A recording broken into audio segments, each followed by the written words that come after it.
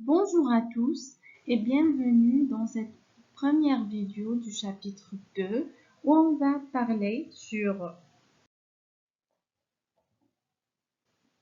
les mécanismes moléculaires du pouvoir pathogène des micro-organismes et échappement au système immunitaire.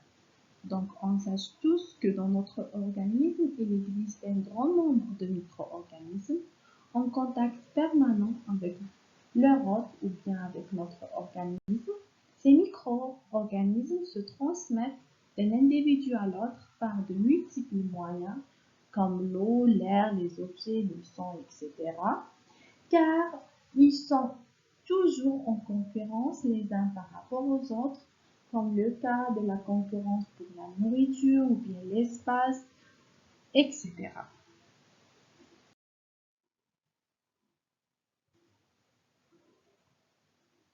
Les pathogènes pénètrent habituellement dans l'hôte par les tractus respiratoires, digestifs, génito-urinaires ou à l'occasion d'une lésion de la barrière cutanée. Donc, on a deux types de pénétration naturelle ou bien les pénétrations artificielles. Donc, les réponses immunes mises en place après infection vont bien sûr être différentes et adaptées à la nature de pathogènes, à savoir le nombre et la virulence des pathogènes. Pour mieux avancer dans ce chapitre, on doit faire un petit rappel essentiel sur les deux notions d'infection et de pouvoir pathogène. Tout d'abord, l'infection, c'est le rapport de force entre la virulence et la réponse immunitaire de l'hôte qui se manifeste cliniquement et biologiquement à cause de l'invasion d'un être vivant par un pathogène. Le pouvoir pathogène, c'est l'aptitude d'un germe à provoquer une maladie dans un organisme réceptif ou bien l'hôte, c'est-à-dire il conditionne le type de maladie qui va dépendre de l'espèce responsable de l'infection, comme l'exemple de Vibrio cholerae, et le responsable de la maladie choléra. Les mécanismes du pouvoir pathogène. Là, on parle sur la virulence, qui est l'aptitude d'un agent pathogène à provoquer des troubles morbides ou bien pathologiques en se multipliant dans un organisme vivant et ou en y sécrétant des toxines. Donc, il y en a deux types de mécanismes qui sont le pouvoir invasif et ou le pouvoir toxique. C'est quoi le pouvoir invasif? C'est l'aptitude d'un micro-organisme pathogène à pénétrer et à multiplier dans l'organisme de façon invasive malgré les moyens de défense de celui-ci. Le pouvoir toxique, c'est la capacité de certains pathogènes à synthétiser une toxine responsable des symptômes de la maladie. Donc, ce pouvoir est limité que pour certains germes. Les facteurs de la virulence. Là, on peut diviser ces facteurs en trois catégories qui sont les facteurs liés à l'agent pathogène, les facteurs liés à l'hôte et les facteurs liés à l'environnement. En commençant par les facteurs liés à l'agent pathogène, là on peut citer les structures de la surface de pathogène qui assurent la fixation et l'adhérence aux cellules de l'hôte, ainsi que dans certains cas l'échappement au système immunitaire de l'hôte. La sécrétion d'enzymes ou des toxines pour favoriser la diffusion et entraîner les lésions dans les tissus. La capacité de multiplication liée aux conditions environnementales, comme l'exemple de la multiplication in vivo qui est beaucoup plus faible qu'in vitro, vu qu'au niveau de laboratoire, on peut contrôler les différentes conditions favorables aux multiplications de l'agent pathogène. Les facteurs liés à l'hôte. Il y a plusieurs facteurs. En citant par exemple le type d'espèce, car certaines espèces sont plus ou moins pas sensibles à certains germes. L'âge aussi, comme par exemple les catégories d'âge les plus exposées ou bien les plus vulnérables à un germe bien déterminé, ou encore le jeune âge, le sujet âgé, etc. La nutrition, comme le cas de la déficience en protéines, ou bien la consommation d'un traitement corticoïde, ou bien les immunodépresseurs, ou encore les antibiotiques.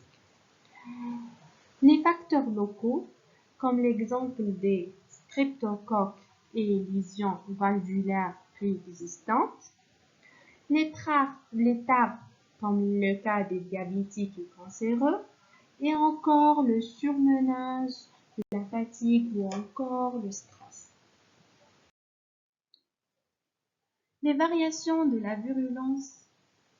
La virulence d'un agent pathogène présente des variations selon l'atténuation de la virulence, comme la conservation, la chaleur, la dessiccation lente, etc., qui entraînent une atténuation, voire extinction de la virulence. L'exaltation de la virulence.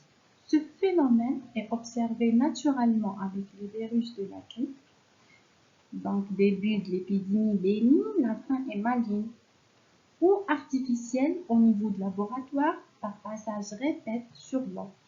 Aussi, certaines associations microbiennes exaltent la virulence, comme le cas du streptocoque qui donne le gène tox au bacille bifidrique. La conservation de la virulence, normalement, c'est le phénomène de la sporulation.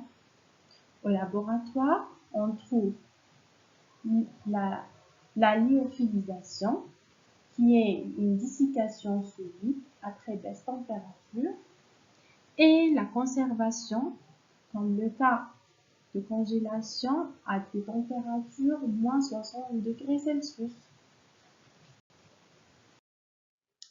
Les grandes catégories des agents infectieux ou pathogènes et leur pouvoir pathogène.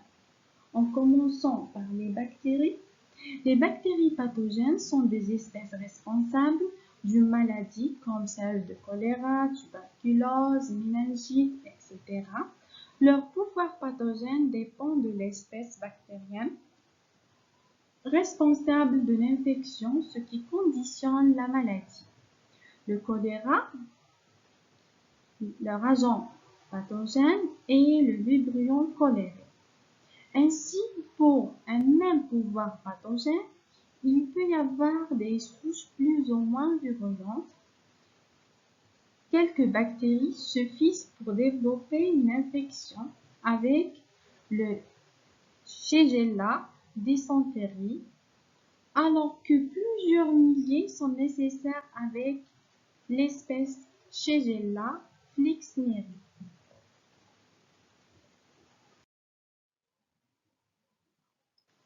On a deux types de bactéries à pouvoir pathogène, les bactéries pathogènes opportunistes et les bactéries pathogènes spécifiques.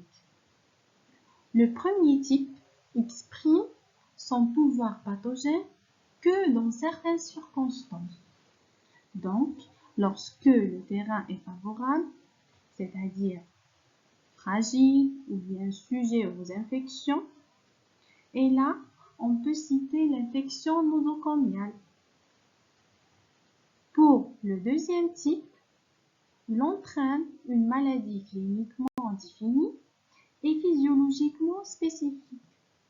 On retrouve les bactéries facultatives, donc porteurs sains sans pathologie, et les bactéries strictes, qui ont besoin d'un foyer infectieux pour se multiplier. Ce type est toujours pathogène. Donc, on est arrivé à la fin de cette vidéo. Je vous remercie d'avoir écouté et n'hésitez pas à poser vos questions dans la rubrique forum. Je vous laisse. Au revoir. À la prochaine.